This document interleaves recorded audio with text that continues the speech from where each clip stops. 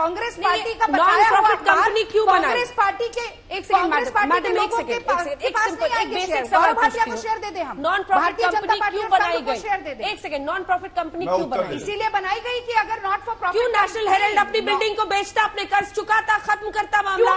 इतने सारे बिल्डिंग और इमारतों का हम तो ये मालिकाना हक क्यों मिला यंग इंडियन को? बेचना पड़े? मालिकाना हक कैसे है अगर हमें कोई भी एक पैसे का, एक फूटी कौड़ी का कोई फायदा नहीं है? डिस्पोजल पे तो है, कोई फायदा नहीं है। 76% शेयर होल्डर जो है आजीवन उनके डिस्पोजल पर तो है ना। आप कह रहे हैं ये तमाम सुन लीजिए एजेंसी अगर यंग इंडियन कंपनी लिक्विडेट भी होती है तो भी एक और नॉट फॉर प्रॉफिट कंपनी बनानी पड़ेगी। पर आजीवन इतनी बिल्डिंग्स तो है, कौन नहीं चाहेगा ऐसे नॉन प्रॉफिट कंपनी का? के पास नहीं एक दलील तो सुनिए, एक दलील तो सुनिए। आपकी दलील मैंने सुन ली। नहीं, कौन नहीं चाहेगा कि मेरे पास ऐसा नॉन प्रॉफिट कंपनी का 76% शेयर होल्डिंग हो, जिसकी बड़े बड़ी इमारतें, जिसकी इतने लगभग 2000 करोड़ की संपत्ति दिल्ली से लेकर तमाम जगहों पर हो, आपके डिस्पोजल पर है ना मैडम आजीवन? क्या मैं गलत कह रही हूँ? क्या हम बेच सकते हैं? क्या बेच के पैसा ले सकते हैं? हेराल्ड कर सकता है। आप national Herald associated generals limited कर सकता है। तो वो मालिक है नेशनल हेराल्ड का। लेकिन ये पूरी क्या आज भी है, तहत नहीं चला? आज भी है। ऋण चुकाने के लिए एक प्रक्रिया थी और उसी प्रक्रिया को चुनाव आयोग ने सही ठहराया है।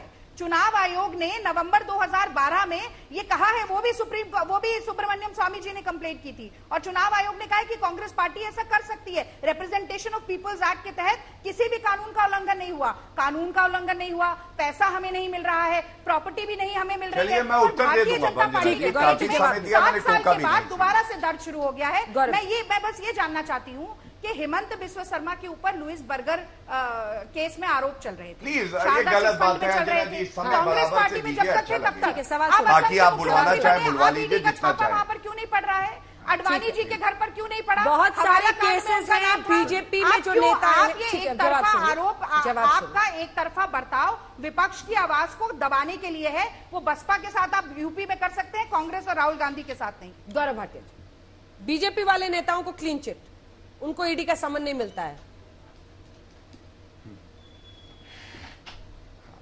मैं उत्तर दे देता हूं। सबसे पहले ये बार बार दिया जा रहा है एक तर्क कि बीजेपी के नेताओं पे कार्रवाई क्यों नहीं। आप मुझे बताइए, मुकुल रॉय 2019 सीबीआई ने पूछताछ करी थी, बीजेपी में ही थे शायद तक।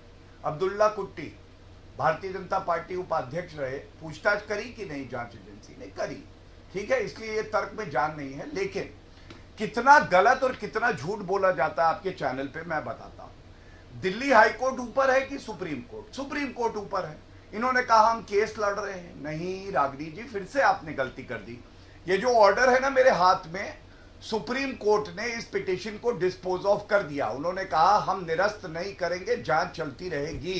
This has been disposed of. पहली गलती आपने करी। दूसरी गलती, इन्होंने कहा सेक्शन 25 की कंपनी है और इसलिए जो है चीटिंग नहीं हो सकती, रुपया कैसे आएगा। मैं आपको एक उदाहरण देता हूं अंजना जी, ये उदाहरण सुप्रीम कोर्ट का ही जजमेंट है।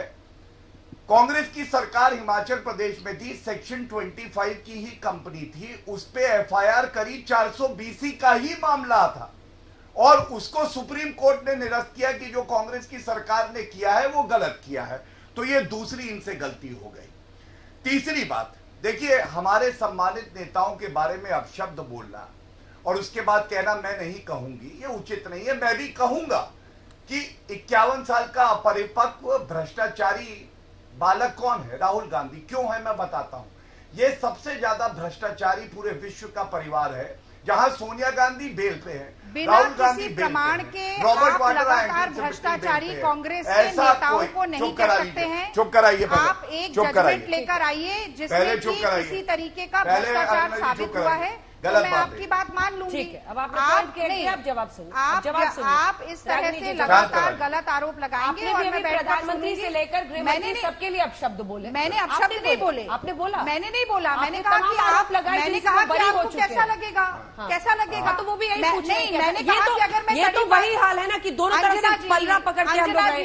मैंने ये कहा कि आप भ्रष्टाचारी कह रहे हैं, बिना प्रमाण के मैं तड़ी पार कहूंगी तो आप कहेंगे क्या प्रमाण है? ये कहा ना भ्रष्टाचारी किसने पहले कहा? चलिए, ये लगातार वही बात बोल रहे हैं। निजी आरोप लगाए बिना जवाब सुनिए प्लीज। निजी आरोप प्लीज, आप भी गौरव जी वापस इशू पे आ जाइए please sir, it's a request. और ये मंद बुद्धि बालक क्या होता है? इट्स अ रिक्वेस्ट, आप अपनी अकलबंदता को दिखा रहे हैं। रागिनी जी, मैंने दोनों को रिक्वेस्ट कर रही हूँ, प्लीज प्लीज निजी आरोप नहीं, अपशब्द मत बोलिए प्लीज, वापस इश्यू पे। अंजना जी आप अपना पूरा प्रोग्राम, मैंने जो भी बिंदु उठाए या तो विधिक थे या तथ्यों के आधार पे या तर्क से दिए। इन्होंने शुरुआत करी महंगाई, ये चली गई श्रीलंका, उसके बाद इन्होंने अपशब्द कहने की शुरुआत करी, तो मैंने ये बात बोली और बोलना भी चाहिए। प्लीज आपसे कोई महंगाई पे सवाल पूछता है तो आप डरते हैं। देखिए अंजना जी मैं शांत हो रहा हूँ, ये बदतमीजी कहलाती है। आखिरी के 2-3 मिनट बचे, मुझे एक डोटेक्स पे मैं नहीं बोल पाई हूँ, ठीक है मैं आपसे जवाब लूंगी। गौरव जी। हाँ धन्यवाद। देखिए अंजना जी मैं केवल एक बात और कह दूं, सत्येंद्र जैन, अरविंद केजरीवाल भी निकल के कह रहे थे कट्टर ईमानदार हैं, कट्टर ईमानदार। सत्येंद्र जैन पता है क्या कह रहे हैं, मेरी याददाश्त चली गई है। कुछ दिनों में देखिएगा राहुल गांधी भी कह रहे होंगे मेरी याददाश्त चली गई है, मुझे नहीं पता यंग इंडियन क्या है, मैं तो पूरी यंग इंडियन नहीं। लेकिन एक बात और आपने आज तक बैठकर कहा था कि महाराष्ट्र में कांग्रेस की सरकार अगर बन गई तो मुंडन करवा दूंगा। अच्छा चलिए Anjana ji thank you. Anjana ji thank you का मौका दूंगी ना, आज वो स्टूडियो में मेरे साथ बैठी है, मैं आवाज नहीं किसी के नीचे कर सकती। गौरव जी अब आप लोगों को ही समझना पड़ेगा ना कि कैसे बहस का चरित्र आप लोग चाहते हैं। मैं चुप हो जाता हूँ, क्या फायदा, जनता देख रही है, अगर आप समय देंगे तो अपनी बात रख लूंगा। मैं मौका दूंगी, प्लीज बोलिए गौरव जी, पूरा कीजिए। ठीक, हाँ देखिए अंजना जी एक बात जरूर आ जाएगी कि सत्याग्रह है, सत्याग्रह तो नहीं सत्यानाश ग्रह जरूर है, क्योंकि सत्याग्रह आजादी के लिए हुआ था और ये भ्रष्टाचारियों को बचाने के लिए सत्यानाश ग्रह हो रहा है। महात्मा गांधी पुरोधा थे जब सत्याग्रह किया। यहां पे नकली गांधी GHANDY हैं जो सबसे बड़े भ्रष्टाचारी हैं, वो अहिंसा पूर्वक हुआ था। यहां हिंसा फुल है और राहुल गांधी के दिमाग की बत्ती गुल है। चौथा, नैतिकता का स्तंभ गांधी जी थे। आप क्या नेता का निजी अपमान किए बिना बातचीत हो सकती है? मैं बोल रही हूँ, नैतिकता नहीं मिलेगी। क्या नेता के निजी अपमान के बिना बात हो सकती है? गौरव जी क्यों आप शब्द वैसे बोल रहे हैं? वो तो जनता है ना कि अपने वोट से तय करेगी बत्ती जल है या बत्ती जल रही है। अमित शाह जी डिस्चार्ज हुए। अमित सुनिए मैं बताता हूँ क्यों बोला। अमित शाह जी डिस्चार्ज हुए, इन्होंने कहा तरीफा, इन्होंने कहा तरीफा, तो मैं क्यों नहीं बोलूंगा? पलटूराम करेंगे आप, जैसे पलटूराम बिल्कुल बत्ती गुल क्या है, फ्यूज बल्ब है राहुल गांधी फ्यूज बल्ब है, चाइनीज झालर है, एक बल्ब नहीं चलता राहुल गांधी का, जान लो।